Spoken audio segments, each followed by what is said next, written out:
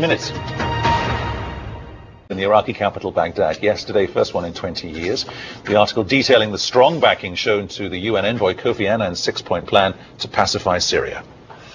And how about this one for an arresting photograph in the Financial Times? This is a police officer in riot gear barring access to Barcelona's stock exchange. Of course, this was during Thursday's general strike in Spain over those austerity reforms. Grim times for the UK, leading the Independent, which reports the nation has slipped back into recession as the government struggles to fight off a row over new taxes and concerns about the Eurozone.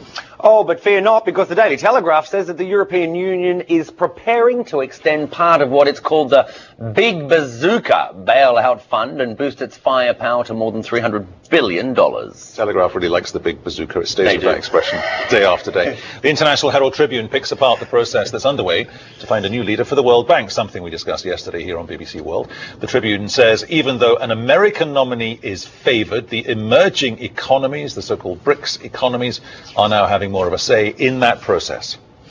And the Times has an account of a British court trial, listen to this, that takes pleading ignorance to a new level. It says a lawyer for a TV presenter charged with parking permit fraud told the jury that his client is, a bit ditzy and should be let off.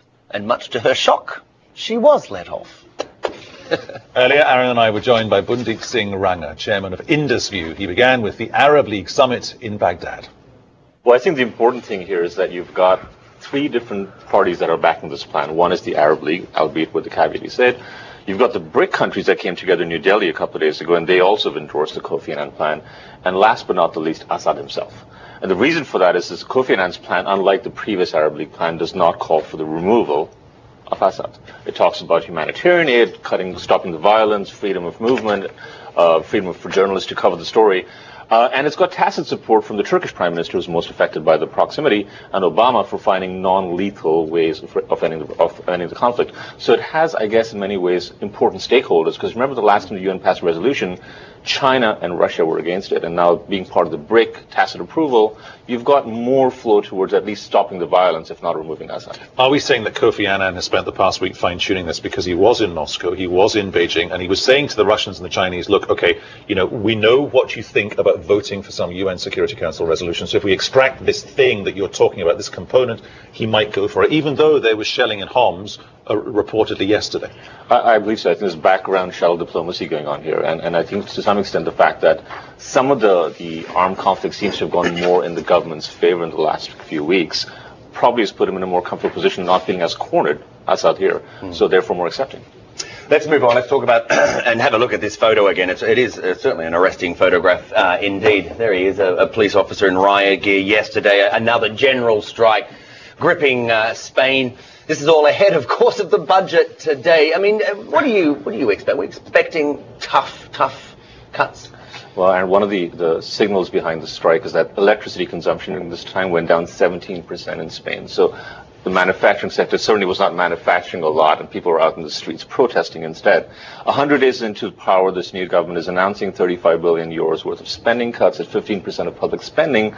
That's going to have an impact in a country that already has the highest unemployment rate at 23% in the Eurozone. Not to mention that under the year of 25 years of age, it's got nearly half the population out of jobs. So the fear is this could become the next Greece when it comes to austerity measures, and therefore further backlash, further political backlash. So it's going to be a tough budget because they've got to comply to EU rules. And part of the problem, perhaps, I mean, some will say the government probably has already shot itself in the foot because they've already made these promises, right? Yeah, we're not going to cut VAT, we're not going to cut the sales tax, they're not going to cut public sector wages, but some believing they may have to do a U-turn on that, surely. Well, and that goes back to the classic argument because you can't create growth. Yeah. All right, and that's a dilemma. So they're going to have to cut back. They can't meet the EU guidelines for budget deficit trimming unless they do that. On the other hand, they're not doing anything to boost the employment rate or growth. And they're going to have to, obviously, on top of all of that, also try and appease the markets, right? Because the cost of borrowing for Spain is creeping up once again. Absolutely, and in the absence of any other big bailout that we talk about later, you see the capital markets, all European stocks were down yesterday. So, it's well impacted. Okay, moving on to the front page of the Eye, we should explain this picture. We'll put the graphic up for you because we've got people queuing here to buy petrol because there has been a distinct run on filling stations, certainly around where I live, because although if you ride a motorbike, you just kind of nip in and get told off by people, but that's okay, that's a different story. Should we remind viewers, though, there is no petrol strike at the moment? There is no petrol strike, that's the thing. There is talk of it, and we're getting all these mixed signals from the government saying, jerry cans in your garden shed, no, don't do jerry cans. Top up when you're half empty, no, don't top up when you're half empty. And the reference there to Pastygate is to do with VAT being put on hot food, and how the Chancellor of the Exchequer here in the UK admitted he's never actually bought something like a McDonald's or a pasty or something similar. Take it from here.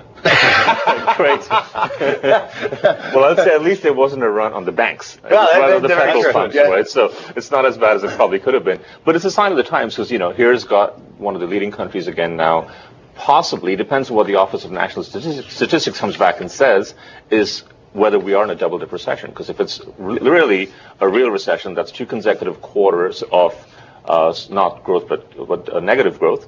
You've got an official double-dip recession since 1975. Now, you add to what you just saw in Spain, you can see how austerity measures here, the Chancellor's budget on taxes such as what you just talked about, hot snacks, pensioners, taxes being cut back, increasing taxes on expensive homes, on top of inflation, and where you see, fuel prices rise again, part of that.